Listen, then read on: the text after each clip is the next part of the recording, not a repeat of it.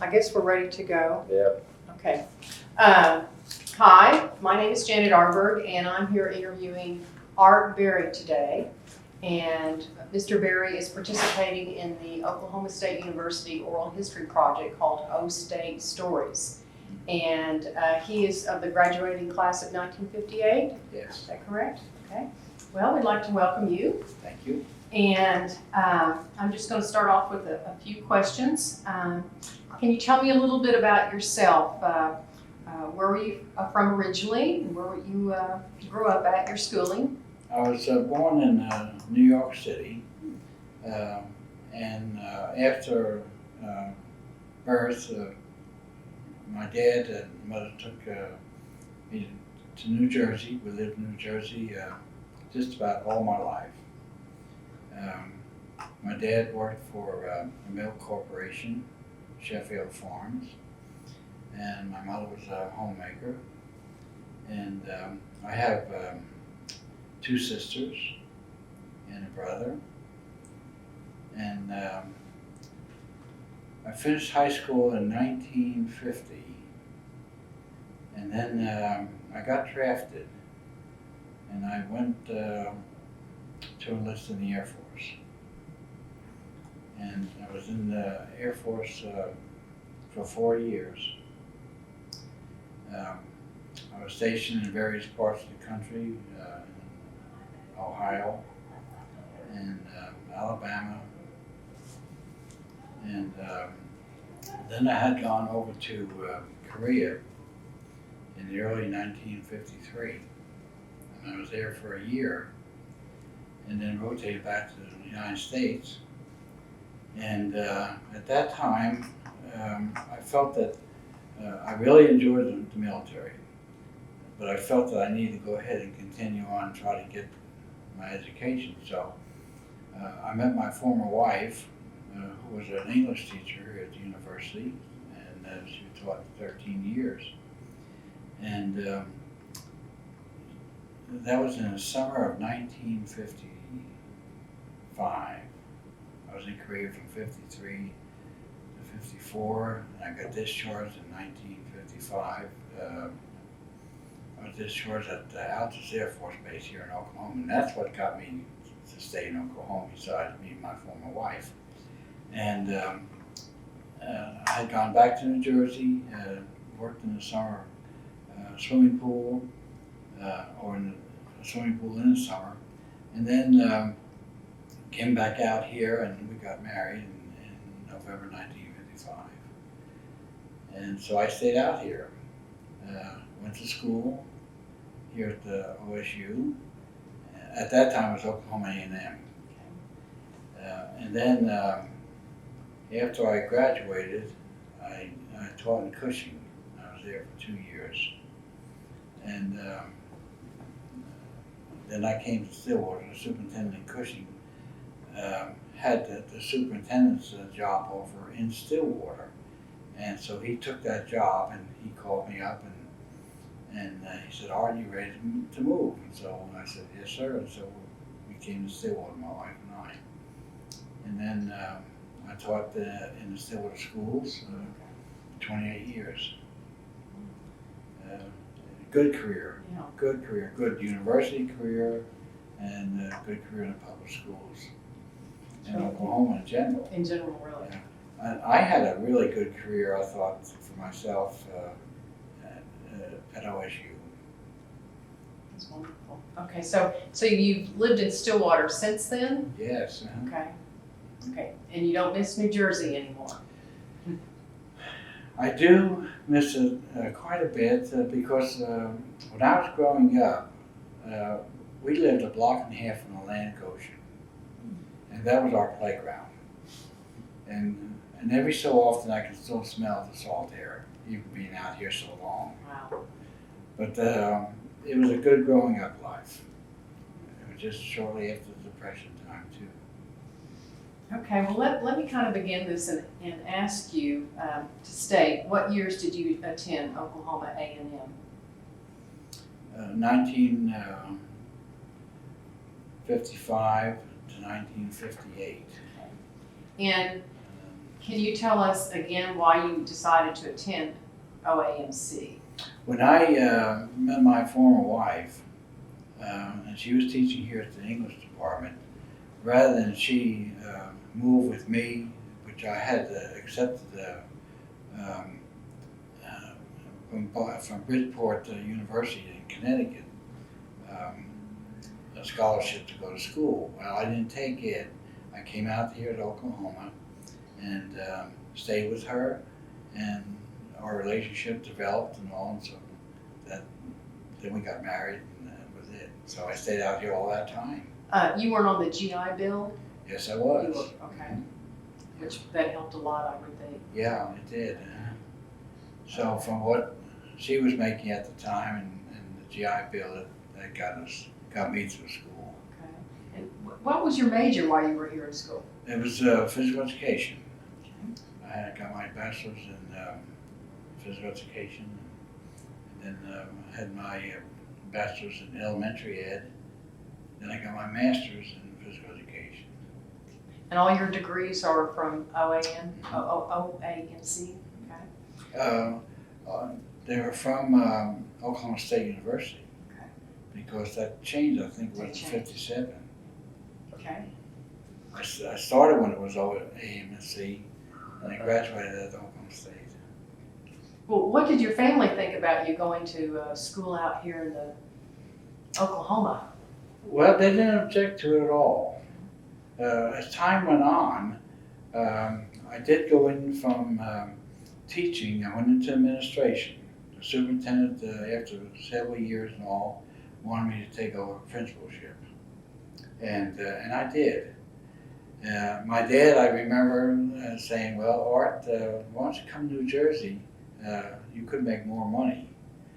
But I didn't do that. I was comfortable here. I was making progress. Everything was working out nicely, and so I stayed. I didn't feel the need to go ahead and uproot anything from here. Although it was tough going back to New Jersey a lot of times because of distance and time. Are you the only member in your family to go to college? Did your parents, or did your parents attend college? Did you have siblings that attended college here or elsewhere? My mother and dad didn't. They went to high school. My dad finished up in 7th grade. And that's because of the times.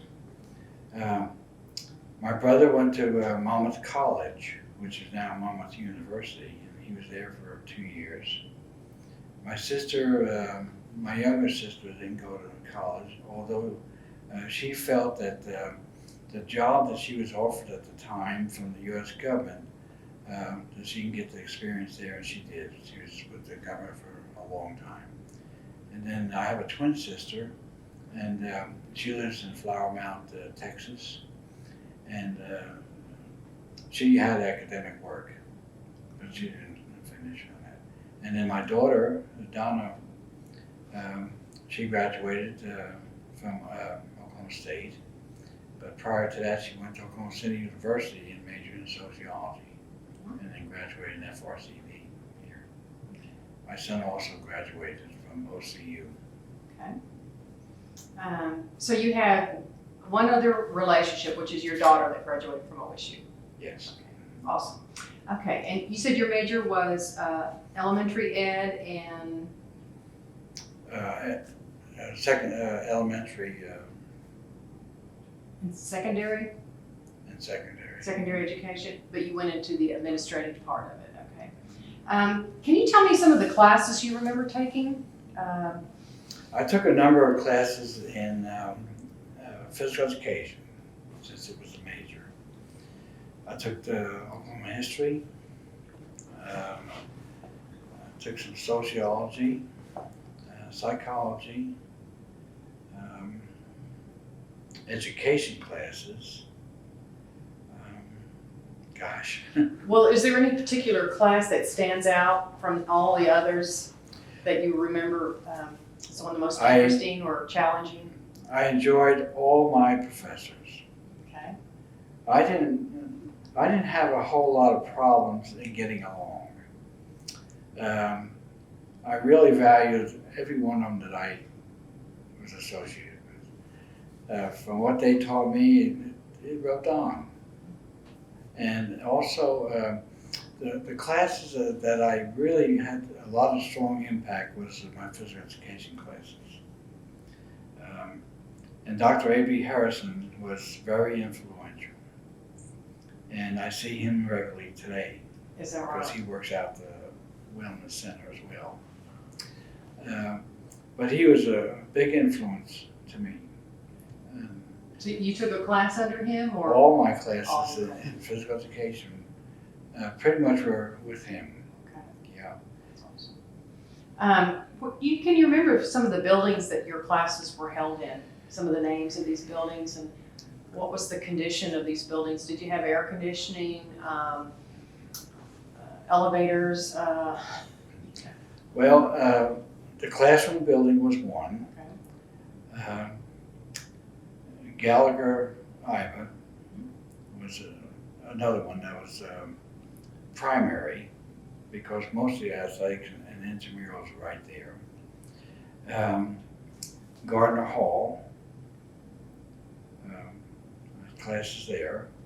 The Armory, which is now the architect building, across from the business office building. And there used to be a swimming pool in the Armory. And I taught swimming there. That's where I took my classes from Dr. Harrison, and then I finally taught classes there for him when he went on sabbatical. He wanted me to teach his classes, so I did that. And of course the business building is the same, the student union is the same. The music department, Cordell Hall. Let's see, was it Cordell? I think it was Cordell, but that's not here anymore either. That was across from where the tennis courts were, and here again, they're gone. Lewis Field was there at the time. Okay. Did you have any classes in those wonderful Quonset huts that we used to have? No, I didn't have any classes. And the only Quonset hut that was there at that time was still the sculpture. Were your classes pretty much spread out across campus? Did you have to walk a long ways to? No, it was basically from Gallagher Iva to the classroom building. Did a lot of people have? Did they bicycle to? Did they walk to classes? I assume they walked to classes, but I mean, did they? Some of them bicycle? Were there a lot of bicycles in use back then? And Not as much as they are today, but there were bicycles and a lot of walking, of course. what about cars? Was the campus? Did they have a lot of? Parking probably wasn't a problem as it is today. I didn't think there was, because I walked all the time. Okay. But I had a car, but I walked. But from what I observed, there was plenty of parking at the time. Okay. But that's where I come from. I don't know about the ones that had to go from a distance. I'm not sure. So you were married when you attended school, is that Yes. correct? Okay. Where did you all live when you? We lived on West Street, which was just down a half a block from the OSU Fire Department. And we lived in an apartment house there. It's still there. Really? Yeah. Wow. So I How much walked was on your campus. rent? Do you remember? Oh, gosh. That's a lot of time to Yeah, I really don't remember, but it was still high. It was still high. But the only reason it was high, because here again, the times were different. And my check was about $136 from the government. Mhm. So from what I made and what my wife had made, we pulled that together. And yeah, I can't remember. what was. That was a tough question. No, that's a good question too. I should have remembered. So you never got to experience dorm life? No. Nothing like that? No, I had opportunities to, I'm sorry to interrupt, but I had opportunities to be in fraternities, Okay. and I didn't take it. And the reason I didn't is because I just came back from Korea, and I wasn't prepared to have somebody tell me what to do. Yeah. That's right. Friendship's a I little wasn't hard. prepared because I just been through a lot He's of done stuff. taking orders. Yeah, I can understand Yeah. that. Well, not only taking orders, but the atmosphere of what was going on and everything like that. it was just hard to take it. I can imagine. So, So, did you, with a spouse then with you, did you have places that you all like to eat out together, or were there places on campus that you as a student ate at? yes, we went to the student union quite often, and in town we went to. Oh my goodness, again. Well, we went to restaurants in town. Well, there was Swim Campus Shop. Yes, we went to Then it. there was a drugstore called, downtown, there was a drugstore. I can't even remember either. The union was more popular. And when you're on campus, you're in a different community entirely. You don't usually keep up with what's going on around town. You're pretty much confined with studying and the friends that you had at school. We went to ball games all the time. All the ball games that was going on back then. When you say ball games, are you talking about baseball, football? Football, basketball. Okay. Not so much on baseball, although we liked it, but we didn't go as often as we did with football and basketball. So Mr. Ivo was on a campus at that time? He was my teacher. Oh, okay. Mr. Ivo was my teacher in basketball Okay. when I was taking classes. Well, tell us a little bit about that. Oh, he was a great guy and deserving to be called Mr. Ivo. When he walked in the room, as often as you would see him and everything, you just stared. And I have all his notes when I was in school. I have them in really a black book at my house. Wow. And Sam Albee was his assistant at the time, and Coach Albee was also my teacher. Eddie Sutton, he and I sat together in class. That's neat. Yeah, it really was. And I can recall back with Eddie, I was sitting in the bleachers on the front row by myself. Nobody else was in Gallagher at the time, either meditating or worrying about a test or something. I can't recall what it was. And Eddie came across the court. He had just finished basketball, but everything was clear. There was no one else there. He came across the court and he said, "My name is Eddie Sutton, and I'm from Stillwater." And so I told him who I was and where I was from, and that was really nice. I'd never forget that. That's really neat. Yeah. So you ate mostly in the student union. Was the Sugar Shack here? The Sugar Shack? Yeah, it was on the corner. I think it was called a Sugar Shack, but it was on the corner up from the classroom building. Yeah, I think you could get coffee there or Yeah, something like some that. donuts. Okay. So, I know this is an odd question, but so what about your laundry?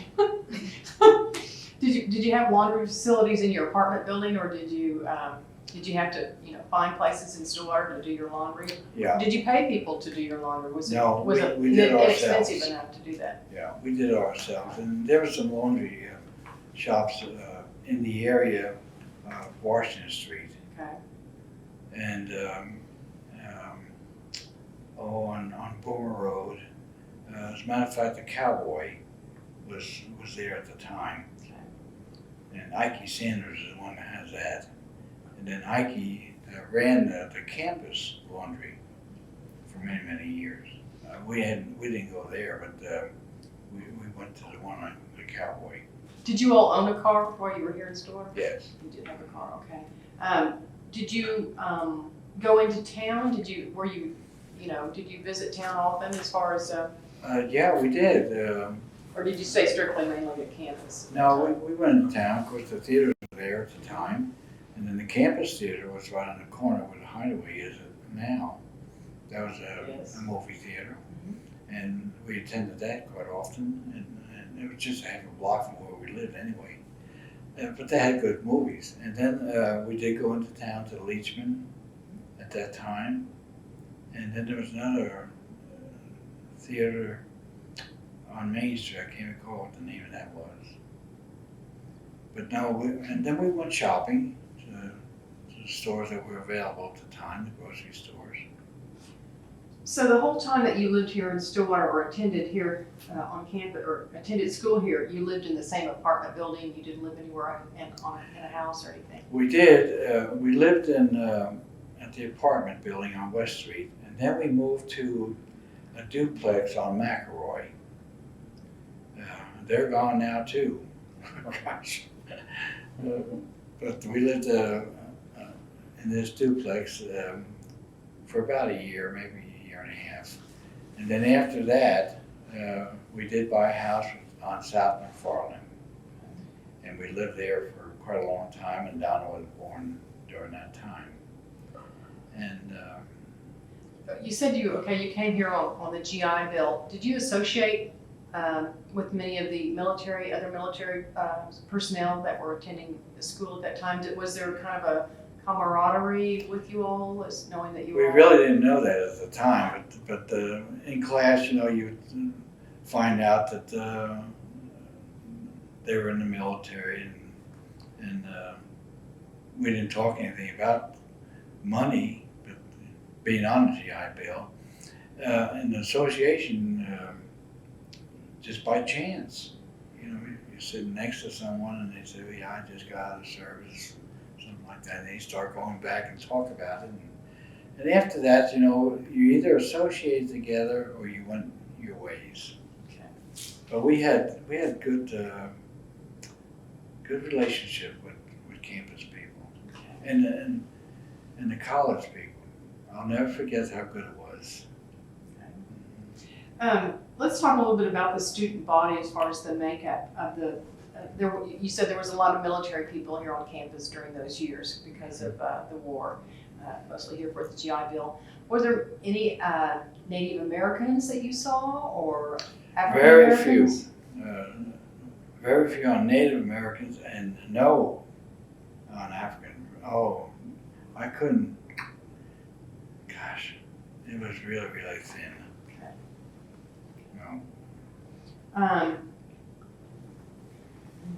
Tell me, where did you like to study at? Did you go to the library any? I went to the library quite a bit.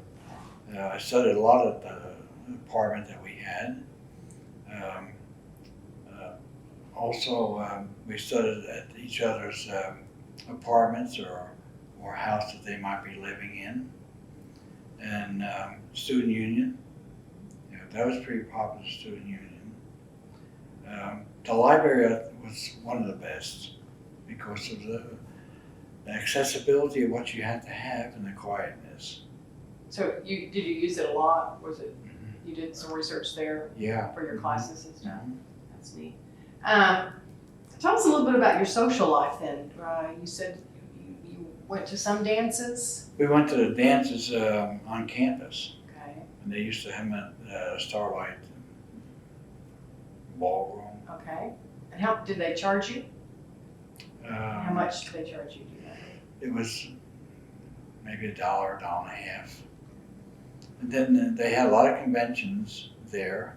They also had a lot of entertainment, and during that time, put on by some of the fraternities and sororities.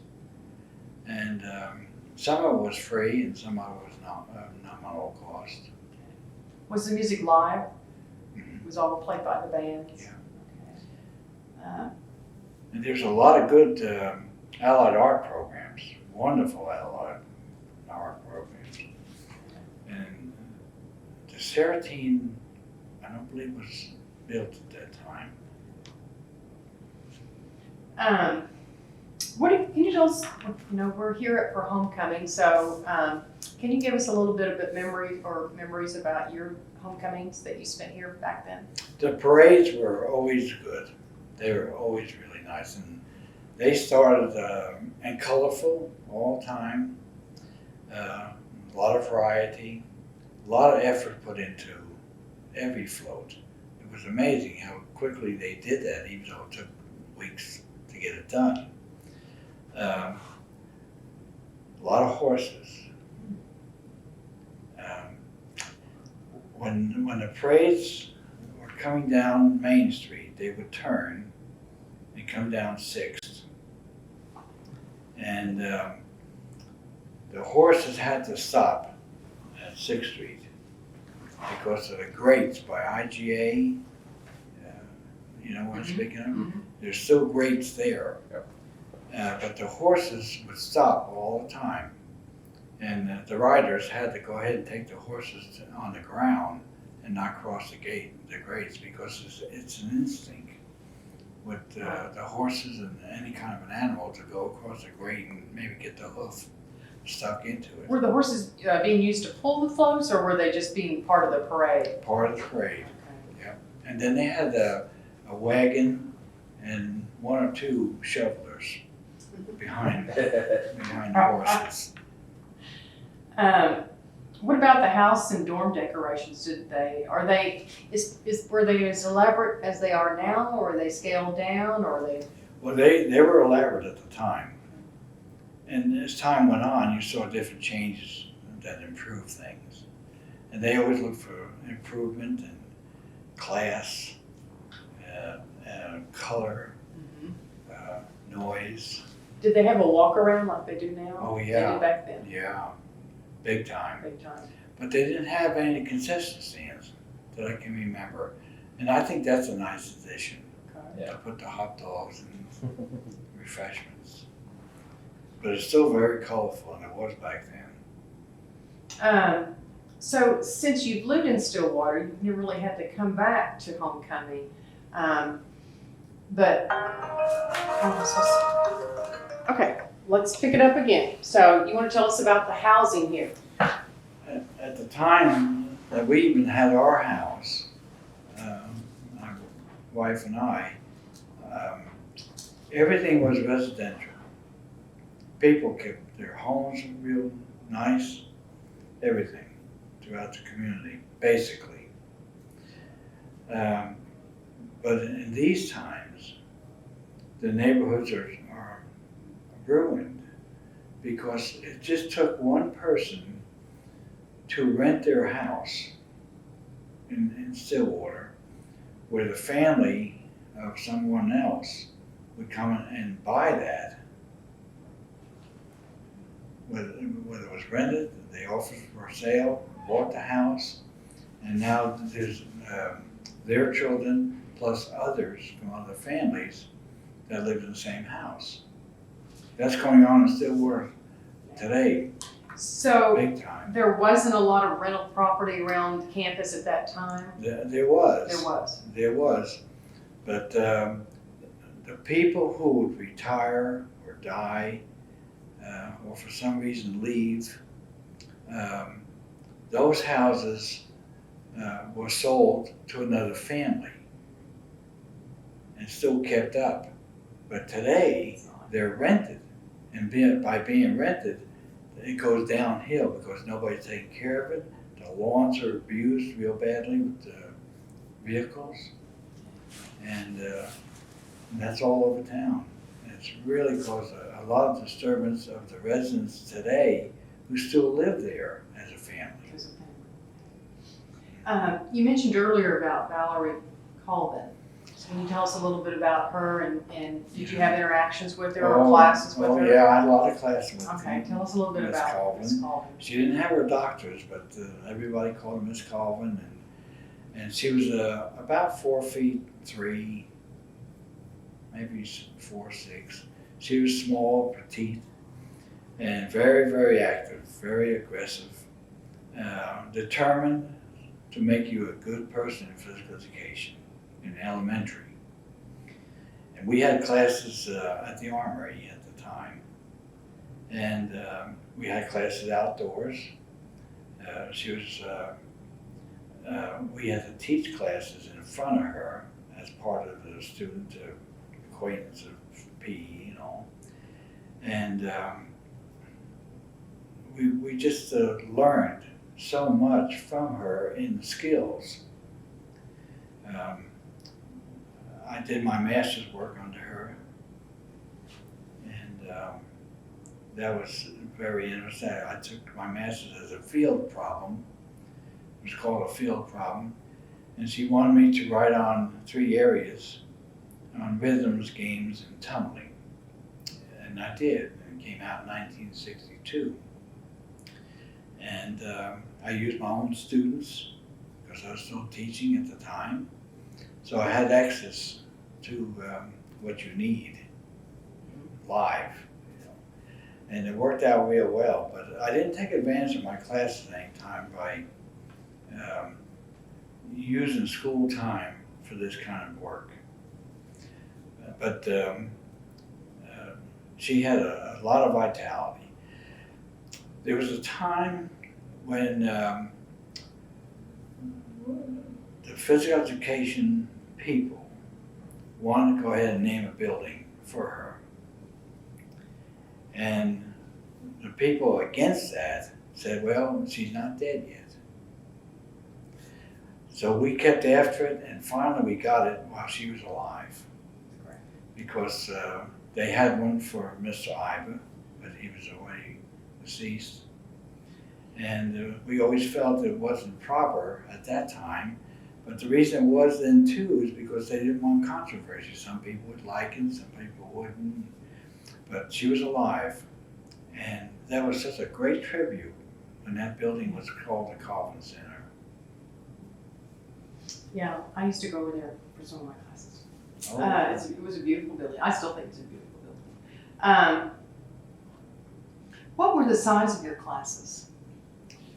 Did they vary in size, or did you have some big, or like, today some of them are huge classes, and then some are more specific to your major, Right. smaller? The biology classes were large. They had anywhere from 2 to 250, and we were in the auditorium, which was a building before the Serratine was built. It was a college auditorium. And we had lectures by the professors in biology and in the humanities. In my activity classes, we had about 26, 27 students.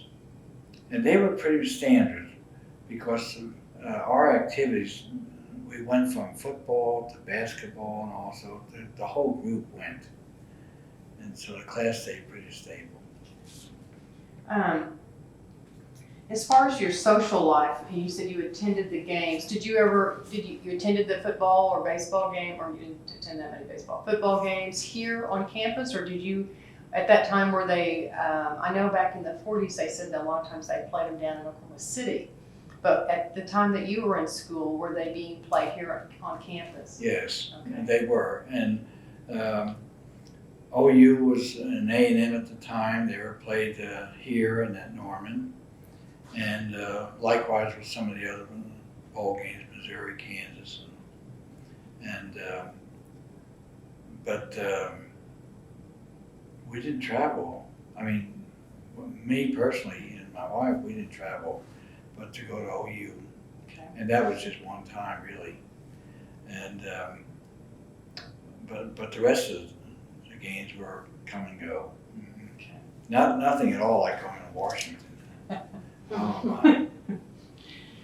Okay. What was Washington Street like when you were here?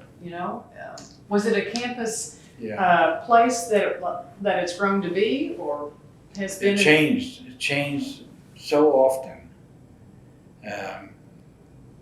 Before they did all the paving, it was pretty dirty. The people that owned shops and everything did the best they could to keep it clean. And but it has so much use. And the city kept it clean as best as possible. There was always a change of stores. You get one group coming in that would have a hot dog store, clothing. There used to be at the time, and then when they graduated, the store closed. Bud's Barbershop has been there for many, many years, and that's been a standard. There used to be a photo shop, Osborne's, Yes. which was very productive. Dupree's was still there at the time. Really? How? Yeah, a long time. Colonial Florist wasn't there at that particular time that I can remember. they're on the corner there. They relocated, and Terry is the one that owns that. He's a good boy, good man. I had him as a student, but that was a good move for them. There's a lot more bars. There were a few bars. But At the time you were in school, it was frequented quite a bit by this campus. Oh yeah, by a lot of it. the students and so forth. Mhm. Okay. Let's see. Have you kept up with a lot of the people you attended school with, or do you have some people that you know that you keep in touch with that you went to school with? Just one. Just one.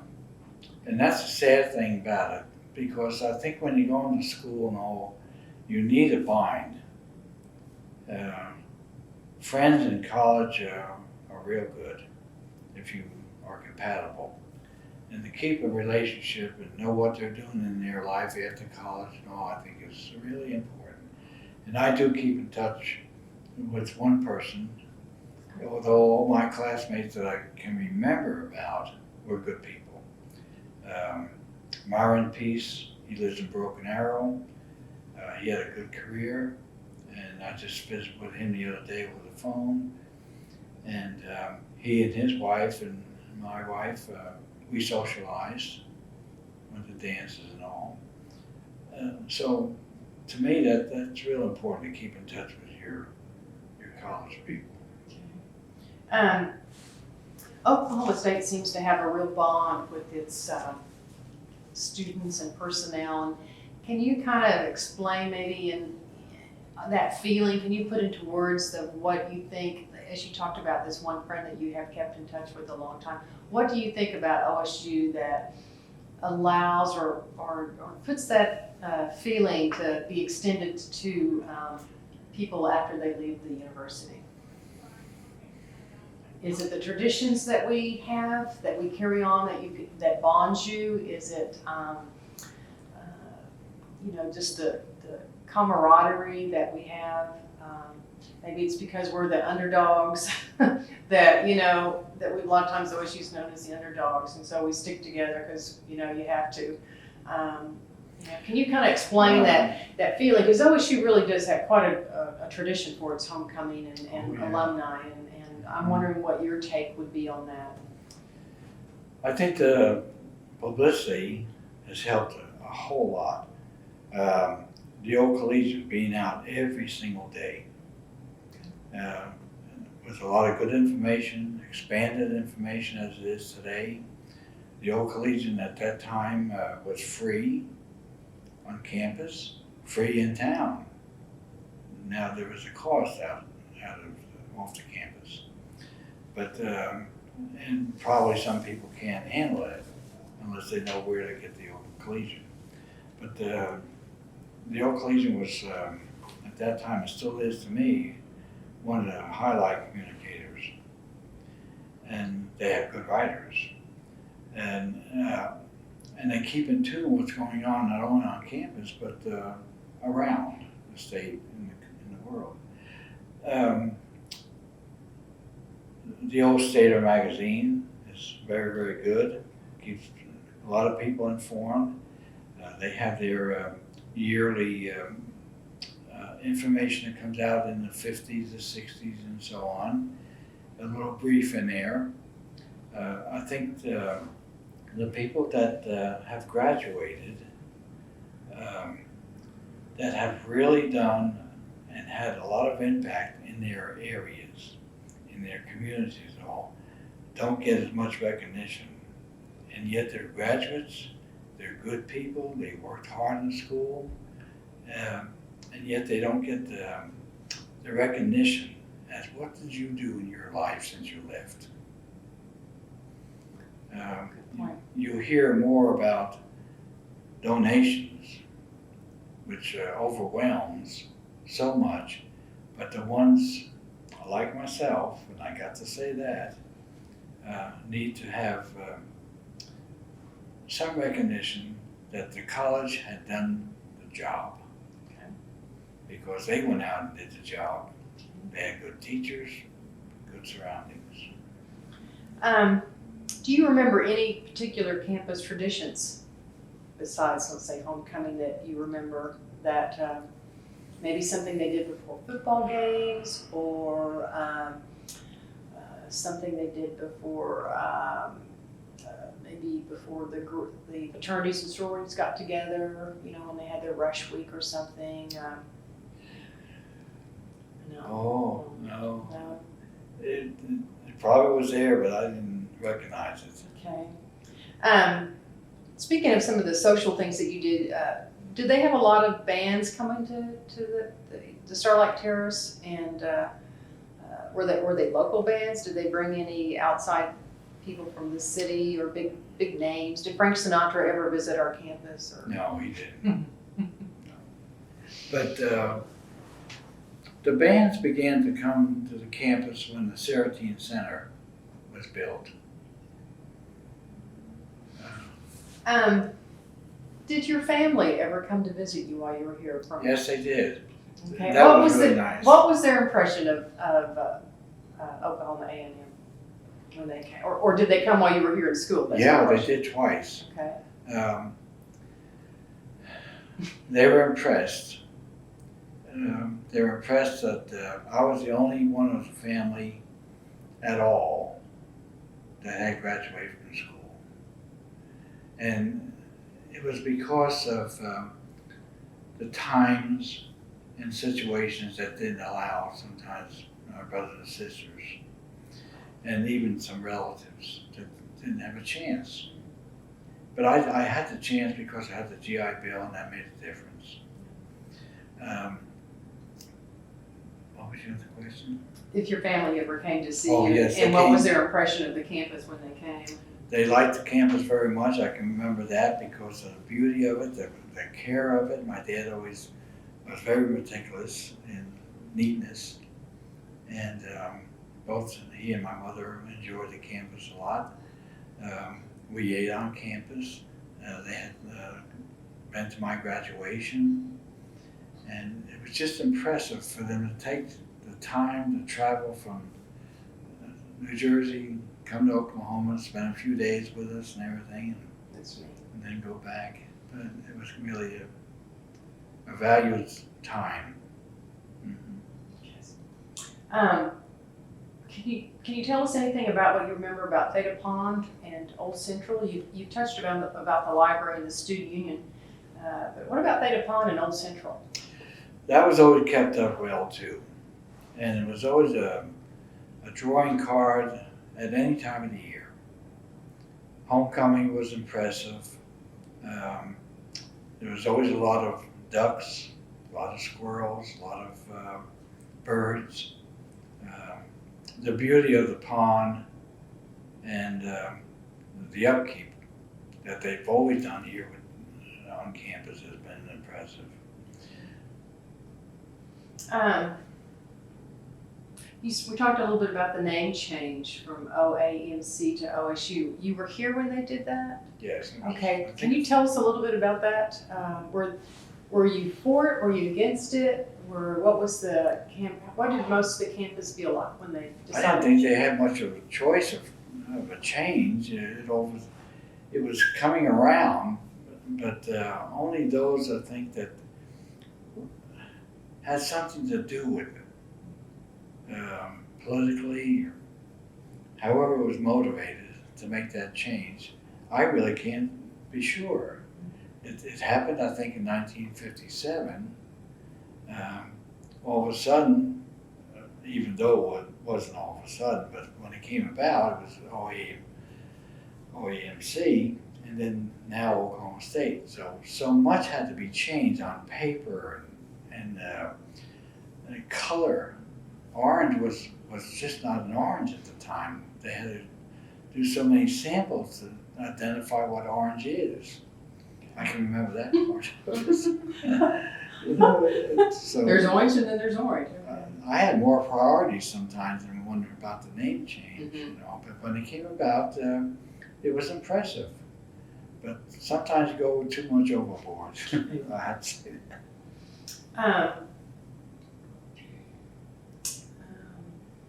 Let's see, and Old Central, Old Central has been here and they're renovating it. They're currently renovating it. Did they hold classes in Old Central at the time you were here? Yeah, they did, but I didn't go to those. I did more of that after I graduated. Did a lot of the students go home back in that era? Yes. Did they not stay on campus during the weekends? Yes, they did. Okay. We didn't have as many international students at the time either. But they went home because we would talk about ourselves. What are you going to do for the holidays? Well, I'm going to go home. I'm going to Tulsa or the city or wherever they lived. Okay. Did you and your spouse, were you able to leave Stillwater, and travel quite a bit? You said you had a car. Did you, when the weekends came, did you try and get out of town, or did you stay home and study, or? I stayed at home and studied, Okay. and my wife helped me a whole lot. She was in the English department, and she really helped me a lot to get through school. There was a saying all the time, to know my wife is like getting a BS degree. So Okay. that's true. She lived in Ahrberg, Oklahoma, so we went down on weekends to see her folks. They had a farm in Ahrberg. And we would go to the state lodges. Later on in our college time, which were really relaxing.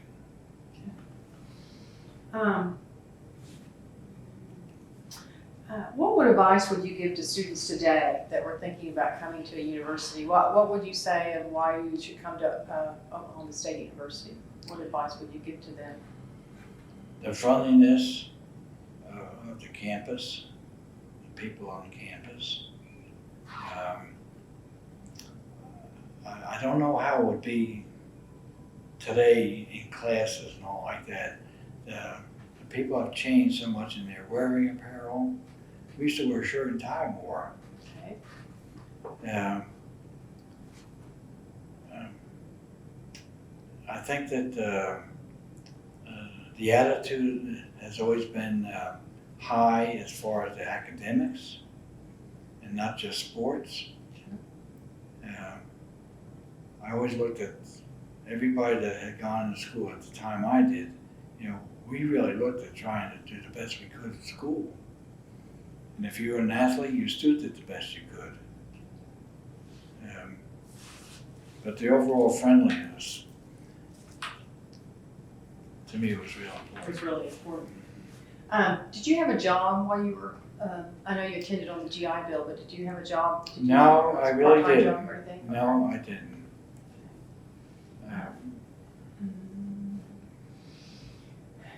What were some of the popular places on campus? I don't know if I covered that. Or off campus? You may have touched upon them. I think I did ask you that question. The Hideaway was back then on campus. Okay, the Hideaway was on campus? Yes. That was considered campus back then? Okay. Yes. Where was it located? It was just up the street from where it is right now. I'm trying to think of. The one where it was across from St. Andrew's Episcopal Church? Yes, that's where. So it was there back when you were in school? Yes. Oh my gosh. Yes. And Richard Dermer Yes. is the owner, and he graduated in culinary arts, I believe. And that's where it started.